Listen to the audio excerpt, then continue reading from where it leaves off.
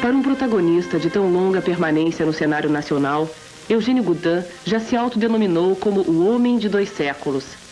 A primeira parte de sua vida foi na engenharia e na empresa privada, e depois como economista e homem público, sempre defendendo com ardor a iniciativa privada, o combate à inflação, a ostentação e o desperdício, e provando através de tudo o que faz que para ser profundo não é preciso ser hermético e que para ser sério não é preciso perder o humor. Aos 95 anos, Goudin foi a São Paulo ocupar a tribuna da Universidade Mackenzie, aonde 2.500 futuros economistas e engenheiros ouviram o professor dar mais uma lição como um dos maiores divulgadores dos elementos de economia política. Um desses alunos, Meyer Weiner, nos diz como vê o professor. Goudin, o Dr. Eugênio Goudin foi tudo dentro da economia brasileira. Quando se fala em economia, aqui no Brasil, tem que se falar em Eugênio Goudin, pois ele é o pai de tudo. É como se você fosse ir para a Europa hoje falar do futebol brasileiro, você teria que falar do Pelé, certo? Goudin, eu acho ele uma pessoa sensacional, de uma lucidez hoje, 95 anos. No final do discurso, um conselho para os que receberão o Brasil em breve. Não permitam, ainda se permitam um conselho final, revoltem-se, insurjam-se contra o desperdício dos recursos nacionais que se faz, sobretudo o governo federal, aqui, em realizações inúteis e fantásticas. Não permitam que se façam erros iguais ao de Brasília, que representa, a meu ver, um crime contra o Brasil, economicamente, e que vejam, façam fábricas e não palácios. São que eu lhes peço que tenham em consideração e que pensem na execução da vossa tarefa de construir o Brasil do século XXI. Muito obrigado. A atuação do professor Goudin como ideólogo, ministro e jornalista é reconhecida pelo público em geral. Bom, a minha impressão, porque eu sempre fui um homem que gostei de acompanhar a política brasileira em termos de finanças, e, a meu ver, segundo o meu acompanhei, que nunca deixei de acompanhar, foi um grande ministro. E hoje, ainda hoje, o seu valor é reconhecido por todos os homens das finanças. Podemos dizer assim, que ele é o pai das finanças brasileiras, né? Você conhece o professor Eugênio Goudin? Não conheço.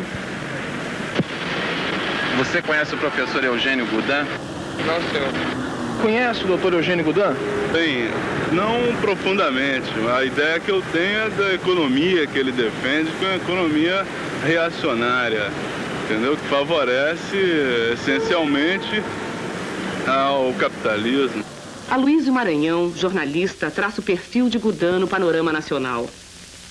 O Eugênio Goudin é o pensador conservador na área econômica mais importante do país, isso não há dúvida. Ele, como diz o economista Celso Furtado, seria a presença do século XIX num debate econômico brasileiro do século XX. Quer dizer, portanto, não é muito difícil discordar das teses de Goudin. Agora, porém, há que se reconhecer algumas suas virtudes, que são muitas. Uma delas é a sua independência. Ele, apesar do seu conservadorismo, ele muitas vezes tem um posicionamento crítico diante do próprio regime, que é um regime conservador.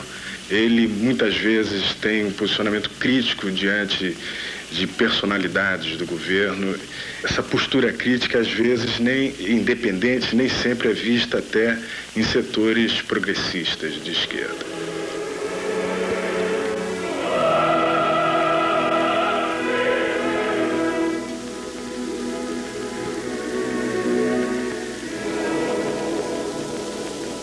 Este é o primeiro depoimento do professor Goudin, proferido no dia 29 de dezembro de 1981. Trata-se de uma visão pessoal sobre as origens do poder no Brasil a partir da República, destacando os fatos que no decorrer da história influíram nos destinos do país. Testemunho vivo e elucidativo. O Brasil que eu conheci em menino difere muito do Brasil que eu conheci hoje. Aquele tempo Era um Brasil de pretos descalços, carregando cestos de mercadoria, carrinhos de mão, carregando tração animal e de um desconforto. Vamos recorrer aos fatos. Qual era o quadro político nacional no princípio deste século? Eu devo dizer que no princípio deste século eu estou levando a partir mais ou menos de 1993. Estou indo um pouco atrás porque é de lá que, a partir de 1993, que me recordo das coisas, tenho boa lembrança dos fatos.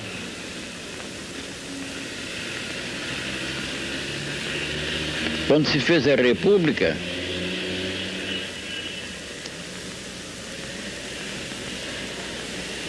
foi um ato político em que a intervenção dos militares foi muito grande. Pode-se até quem diga, ou considere, a proclamação da República, tal como foi feita naquela ocasião, como a transposição de uma questão militar para o plano nacional. Essa era uma questão militar que já vinha da Guerra do Paraguai e que já tinha tido várias manifestações e que espocou, mais ou menos em 15 de novembro de 89. Foi feita pelos militares.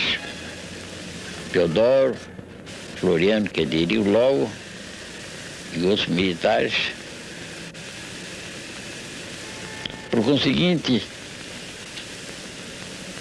esta interferência dos militares da política, que a gente vê no princípio do século, eu estou dizendo, o século começando em 1800, na proclamação da República, também corresponde à interferência da política, da interferência das Forças Armadas na política atualmente, que é patente, mais patente talvez hoje do que era então, analisando a estrutura política, o funcionamento do sistema político nacional na primeira parte do século, vamos dizer até 1930.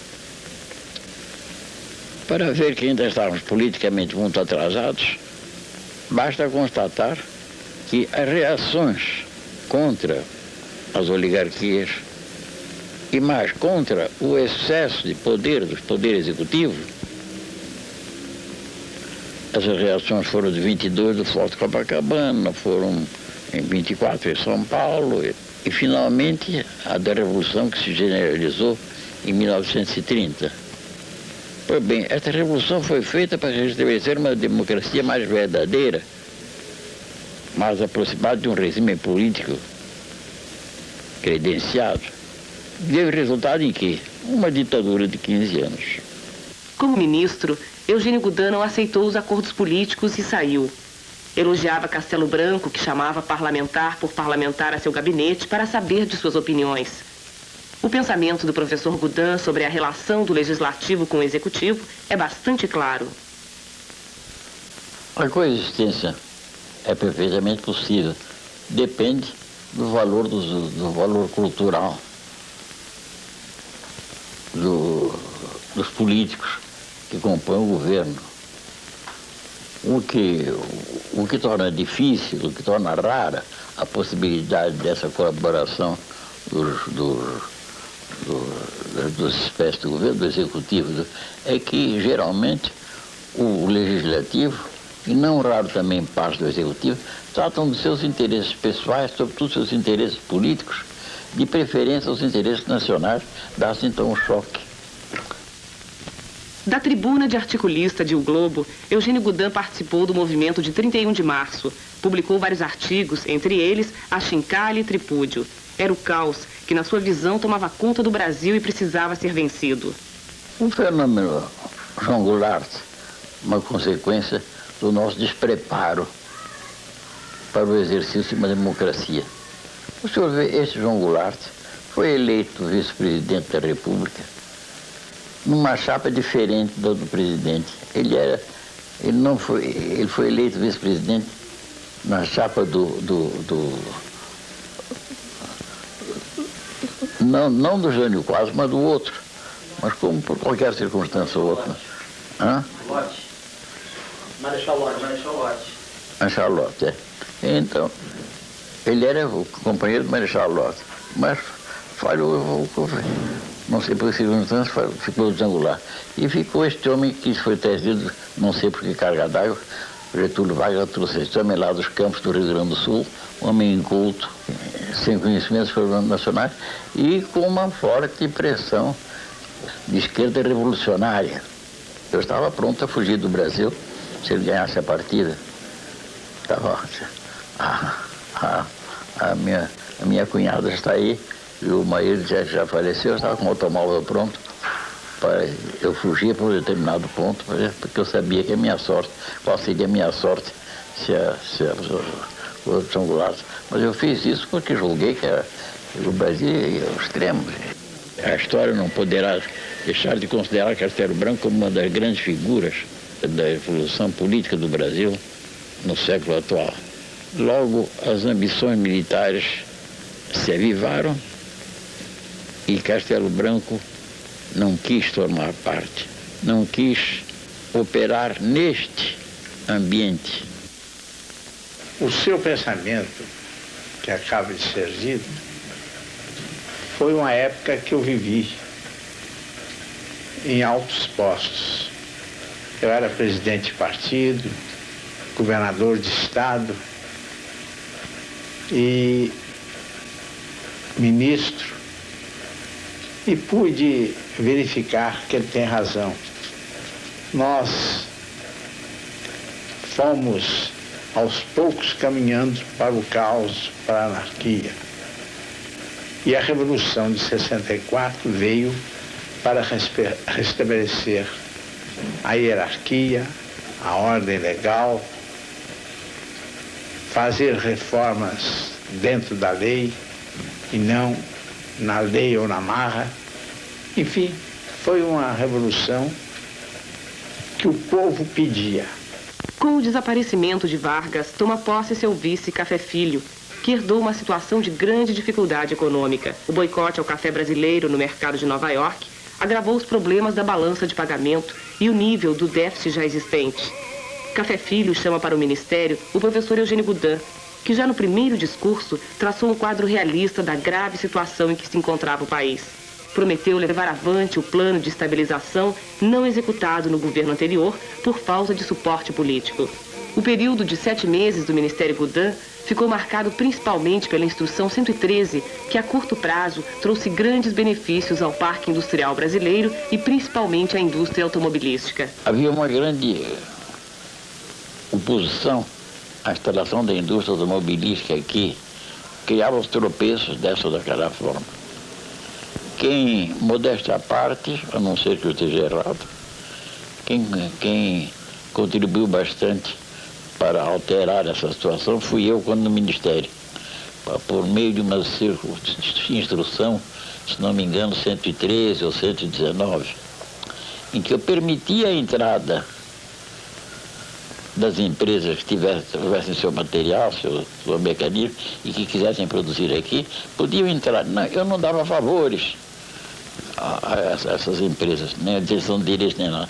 Mas permitia que elas entravam, direção, mas por que elas não entravam? Não entravam porque dentro havia uma maquinária, uma máfia, por assim dizer, montada contra a concorrência estrangeira ou contra a montada de indústrias novas.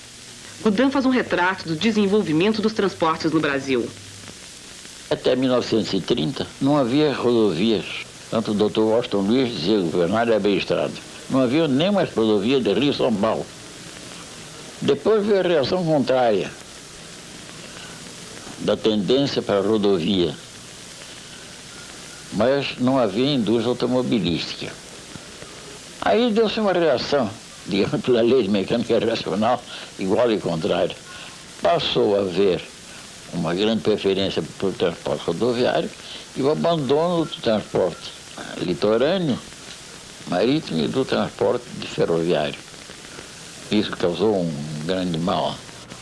Hoje o Brasil está numa situação anômala em que chega a ter 80%, ou coisa que vale, do seu transporte em rodovias, antieconomicamente. E 20 a 30% em ferrovias, em hidrovias. Há coisas incríveis e extremamente prejudiciais. Eu trabalhei muito em Pernambuco, tive há 10 anos naquela zona. E eu via da janela do meu quarto, a certo tempo, eu via centenas de barcos, de escunas, de naviozinhos, de botes, que faziam transporte ao longo da costa, à vela. E eu era diretor da Estrada de Ferro e tinha naturalmente interesse de trazer para o transporte ferroviário o açúcar, todos os produtos produzidos pelas usinas, inclusive aquelas que estavam ao longo do litoral. Mas estas eu não conseguia combater, porque o transporte feito a vela é tão barato que não havia concorrência possível. 2 homens e uma vela, mais nada. E o vento ali soprando dia e noite, soprando aquilo, botando.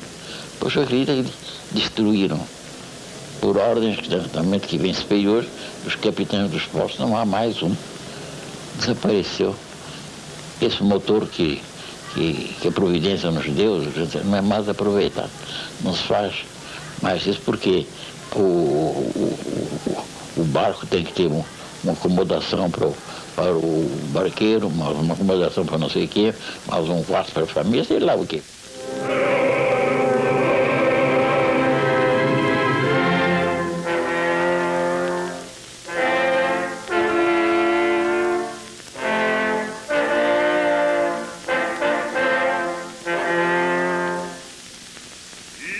A boa aplicação do capital que vem de fora e a relação do país com as indústrias multinacionais. A existência da dívida externa é uma consequência da insuficiência da poupança nacional.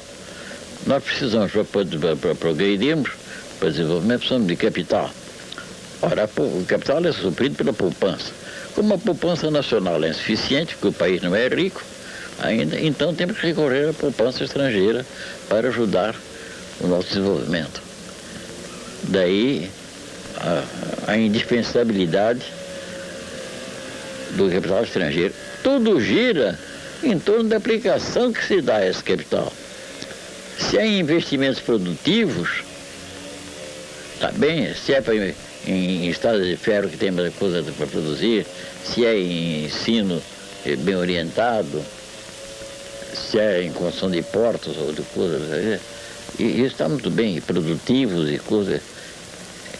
Agora, se é dilapidado, se é jogado fora para construir palácios, para fazer edifícios, é uma maneira de fazer edifícios e palácios para tudo, em vez de trabalhar um país pobre que nós somos e só sabemos trabalhar em palácios, e os funcionários com mordomias. Então, se é assim, então ele está dilapidando a dívida, aquilo que tomou do estrangeiro, sua adesão para fazer coisas úteis para o Brasil, está dilapidando em coisas inteiramente supérfluas, prejudicando o interesse público. Esse é que é o mal. Agora, quanto a perigo de o capital estrangeiro nos absorver, de vir a criar situações, isso é uma bobagem, não coisa nenhuma, não há exemplo disso. O capital estrangeiro, quando não se dá bem, vai-se embora.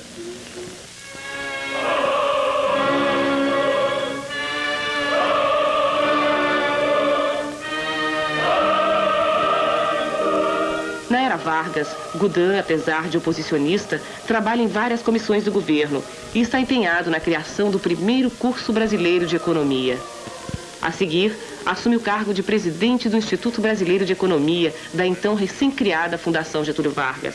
Um grupo de colegas de rapazes, alguns contabilistas, outros interessados, insistiram para que eu fizesse parte do corpo docente de uma faculdade que eles queriam criar.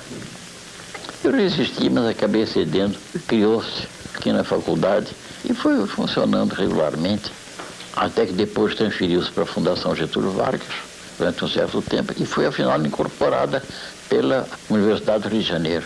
A esse respeito, até aqui em Petrópolis, o presidente Getúlio Vargas um dia mandou me chamar, e ele conversou comigo e disse, eu mandei chamar para felicitá-lo, porque vi que o senhor está formando uma faculdade e felicito por isso, se o senhor precisar de algum auxílio, venha procurar. Mas nisto houve o golpe de 45, em que o Getúlio foi deposto, a fundação sofreu um abalo muito grande, mas eu fiquei firme para defender o interesse pelos 3 pontos capitais: o balanço de pagamentos, o índice de preços e a renda nacional.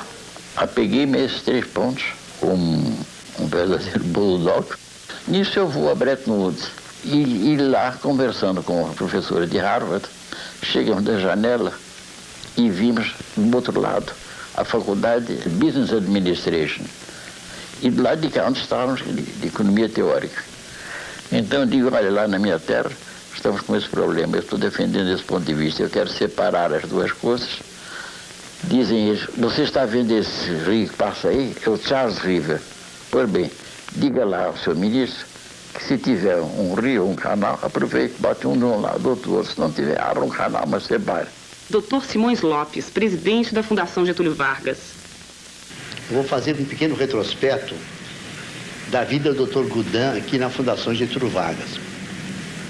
A meu convite, ele é um dos sócios fundadores da Fundação Getúlio Vargas. E, portanto, desde 1944, ele faz parte da Fundação Getúlio Vargas. Aqui estamos todos trabalhando. Ele foi vice-presidente também da Fundação e ainda é membro do Conselho Diretor da Fundação Getúlio Vargas.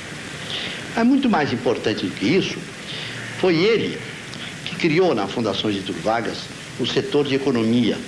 Foi ele que chefiou, foi quem presidiu o nosso primeiro centro de estudos econômicos, hoje o Instituto Brasileiro de Economia. Aí, ele teve uma imensa atuação, não só dentro da Fundação Getúlio Vargas, mas em toda a economia do país. Ele trouxe à Fundação Getúlio Vargas os maiores economistas do mundo. Aqui estiveram Weiner, Singer, Haber. Este último, por exemplo, colaborou com ele na formulação de novos currículos para o ensino da economia no Brasil. A Fundação Getúlio Vargas teve uma escola de economia de graduação. Esta escola depois foi transferida para a Universidade do Brasil. E aí, nós precisamos operar no campo da pós-graduação. Mas Goudin foi sempre o inspirador de tudo que se fez na Fundação no campo da economia. Seus discípulos mais diletos, Otávio Gouveia de Bulhões, atual presidente do Instituto de Economia da Fundação Getúlio Vargas, e Mário Henrique Simons, diretor da Escola de Pós-Graduação em Economia da Fundação Getúlio Vargas, são os seus seguidores. E a eles se deve hoje também uma grande parte do desenvolvimento da economia do país. Há alguns anos atrás, iniciou a sua carreira de engenheiro. E como engenheiro, ele tratou de levantar algumas barreiras e preparar alguns açudes no Nordeste. E ao fazer isso, a sua preocupação era uma preocupação de engenheiro, procurar o lugar mais adequado para levantar as barreiras. Mas depois ele refletiu e pensou qual a consequência dessa obra. Ela é econômica? Para que na realidade estou levantando esse empreendimento? E com isso surgiu no seu espírito a ideia de estudar economia. Bom, eu diria que Eugênio Goudin é o responsável pelo Brasil ter um pensamento econômico. Antes de Goudin, virtualmente não existia no Brasil quem pensasse em termos econômicos. O que havia era meia dúzia de conceitos híbridos de contabilidade, direito e administração pública, e que muito pouco tinham a ver com a economia moderna. Acho que provavelmente entre Cairu e Eugênio Goudin não houve nenhum economista de maior relevo no Brasil. Guidan realmente modernizou o pensamento econômico do Brasil e transmitiu essa modernização através do ensino, através dos seus livros, na sua ação como homem público e nos seus artigos. Eu diria que toda a geração de economistas que hoje existe no Brasil é herdeira intelectual de Guidan. É claro que nem todos os herdeiros usam devidamente a herança. Alguns a desperdiçaram. Nem todos os economistas do Brasil realmente captaram aquele espírito de pureza científica e de isenção que o professor Eugênio Guidan sempre teve. Mas, de alguma forma, todos sofrem a influência dele, mesmo os que o contestam.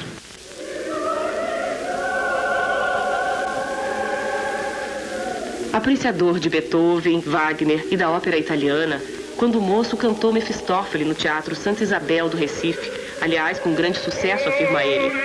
A paixão pela música levou Guidan a entrar para o Conselho da Orquestra Sinfônica Brasileira. Um de seus companheiros de conselho, o general Antônio Carlos Muricy, nos dá uma impressão do trabalho de Guidan. Somos companheiros há mais de 10 anos na Orquestra Sinfônica Brasileira, uma vez que fazemos parte do seu conselho curador. Lá, a palavra de Guidan sempre é muito dedicada, muito precisa, embora tenhamos de vez em quando divergências. Sempre quando lê um livro, ele diz estar à cata de uma ideia. Talvez por isso ele já escreveu 17 livros, várias monografias e milhares de artigos em jornais.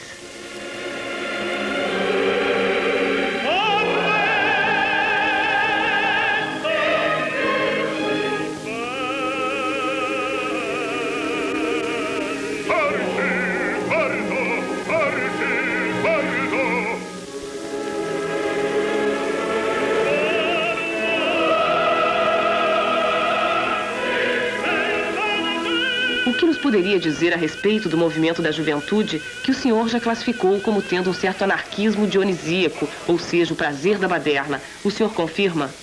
Realmente, eu dei a esse movimento da juventude uma espécie de reação intelectual difícil de explicar. A expressão é o nome de anarquismo dionisíaco. Realmente representava o fato, eram aqueles Beatles, era nas artes, era na música, coisas incompreensíveis, etc. Então, procurava saber qual era a origem disso e atribuía esse fato a uma neurose advinda de duas guerras sucessivas. O presidente da França, o presidente Pompidou, tocando nesse assunto, introduziu um novo elemento. Ele achou que era devido também ao tédio.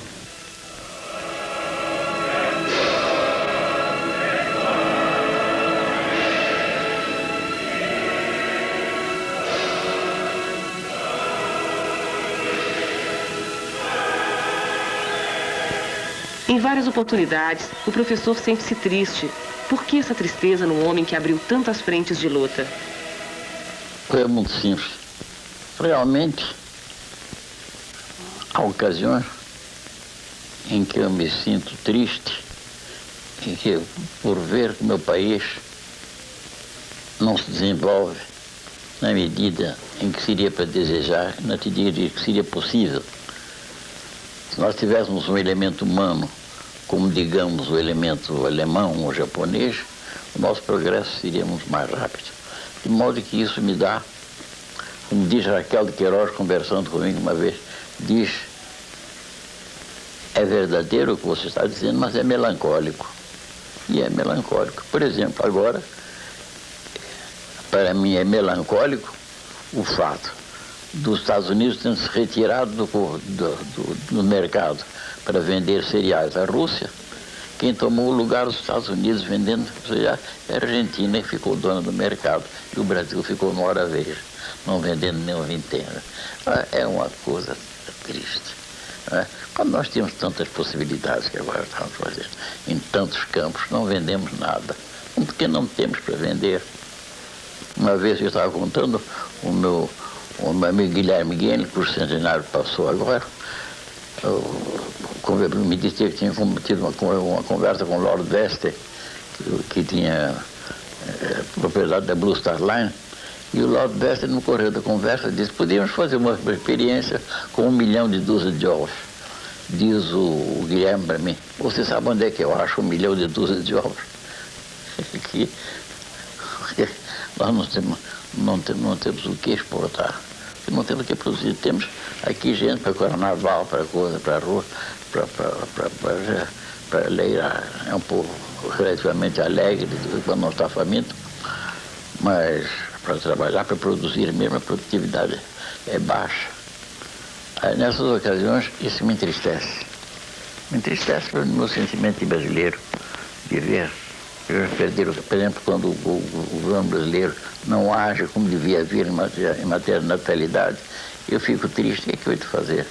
Raquel de Queiroz, como jornalista e escritora, o que você tem a nos dizer sobre Eugênio Goudin? Bem, como jornalista e escritora, não ouso dizer nada. Quem sou eu diante do pensador Eugênio Goudin? Ele jornalista, ele escritor. Eu prefiro falar dele como engenheiro que foi do açude do Acarape, quando ainda quase um menino, com 20 e poucos anos, construiu o hoje chamado açude Eugênio Goudin, que abastece ainda, é a melhor fonte abastecedora de água de toda a cidade de Fortaleza, que já está com mais de 1 milhão de habitantes. Esse rapaz saiu daqui do Rio, esse garoto, fez obra monumental, obra que está enfrentando quase o século. O aspecto mais importante que eu creio na figura de Eugênio Goudin, o homem de cultura, é que ele serve exatamente como elo cultural entre a geração que veio da Primeira Grande Guerra, a geração formada na Europa, e essa nova geração de gente de cultura que não conheceu o mundo em que ele viveu e não se abeberou nas fontes em que ele se abeberou.